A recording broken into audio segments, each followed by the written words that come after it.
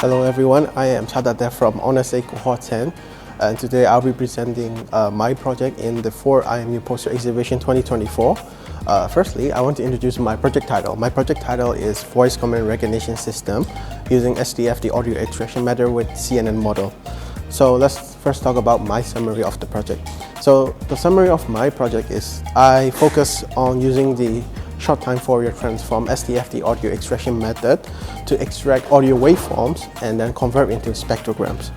And then using those spectrograms as input for the CNN model. The CNN is a convolution neural network model, and I'll be using those spectrograms to train the CNN model. And there will be 2 datasets that will be used in this project. So there will be a big dataset and a small dataset. And during multiple testing, after multiple testing, I saw that the results with the bigger dataset and more convolutional layer provided like better accuracy and better results. And later, I'll be talking why I started this project, my introduction. So the reason I started this project is because I want to find out how tasks can be made more efficiently and done more easily, so people do not have to type on the keyboard to do an action. Instead, they can just say voice commands in order to execute an action. Furthermore, I also want to research how voice commands can help disabled people who can't really focus on their physical abilities, and how voice commands can help them. Example, people who cannot walk can use why I started my project. So for the method, I've used HTET for audio extraction method, and then a CNN model for training. So firstly, I use HTET to extract audio waveforms turn into spectrograms, and those spectrograms I use as inputs for the CNN model for training. And I use 20 epochs for training. 20 epochs basically mean 20 times the model went through the data set in order to learn how to accurately determine the correct voice command. So I use different split ratio as well. So I use 20:80 ratio, 40:60 ratio, and 80:20 ratio. And I also train with and without a convolutional layer, with an extra convolutional layer. Sometimes I added an extra, sometimes I did not add an extra. So there's 2 datasets that I use for my project. Firstly is speech command, a dataset for limited vocabulary speech, and Google Speech Command V2.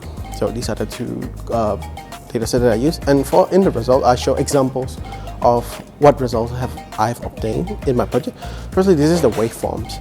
In the waveform, you can see there's like a small data set for the small data set and the big data set. In the small data set, you can see like I have like go, no, left, voice commands, and these are like in the audio waveforms. So this in the big data set, you can also see there are more voice commands in. And then these are changed into spectrogram using the HTET method. So you can see this is the spectrogram version of the audio waveforms. And then later, I use them to train in a CNN model. In the CNN model, I provided graphs here. So firstly, I use the accuracy graph. Accuracy graph shows how accuracy improves over time while training. So firstly, let's look at the accuracy graph. In the accuracy graph, after more time, the accuracy improves better. So the more time it undergoes training, the better the accurate results are. And then lastly, I use the loss value. The loss value represents the lower the loss value, the more sure that the model is certain about its outcomes. So if the loss value is going down, it means that the model is more sure of its outcomes. And then lastly here, I have confusion matrix as an example. The confusion matrix shows how well my models can predict the voice commands. For example, let's look at the voice command down. In the voice command down, it accurately predicted 96 times correctly for the voice command down. But there are also certain times, like 13 times, it incorrectly predicted to be go. So it's not the best model, but it is still a good model. So that's I'll tell in the conclusion. In conclusion, I found out that for both data set, I found out that 20:80 ratio split is the best for both data set when you use. So 20% is used for validation and 80% is used for training. And then I use an additional CNN layer, which is better, and it shows better results overall. And then I also noticed that this project was also kind of limited because I didn't use a very good hardware because I was limited by my using my computer.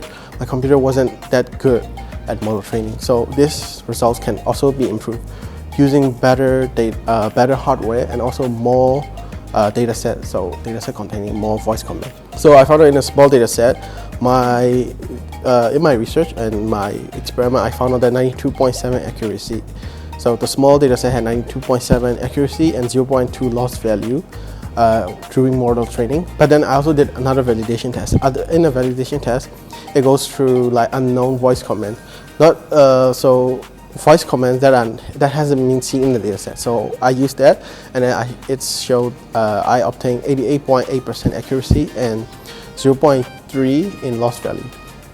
And then in the big data set, I found out that after training, the big data set shows that 90.3 accuracy and then 0.3 loss value. So it's doing pretty well. But I did another test, which is a validation test. In the validation test, for the big data set, it shows that 89.4 accurate results and then 0.3 in loss value.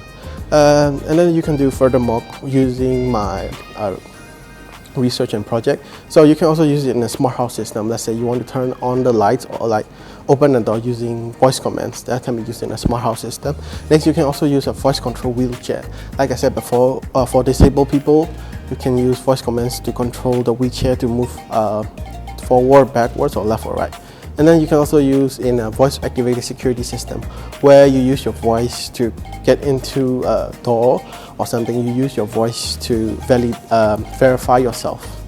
So lastly, the references that I use. These are important because the first references I use is from NIAC.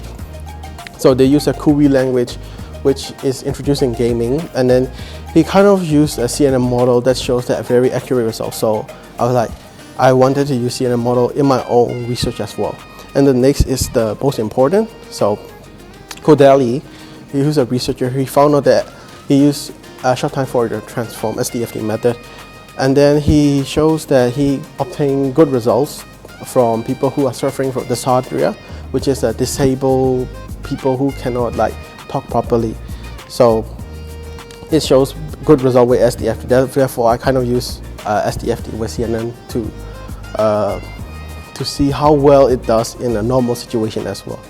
So this is overall detail of my project, and I want to say thank you for listening. This is my end of my speech. Thank you.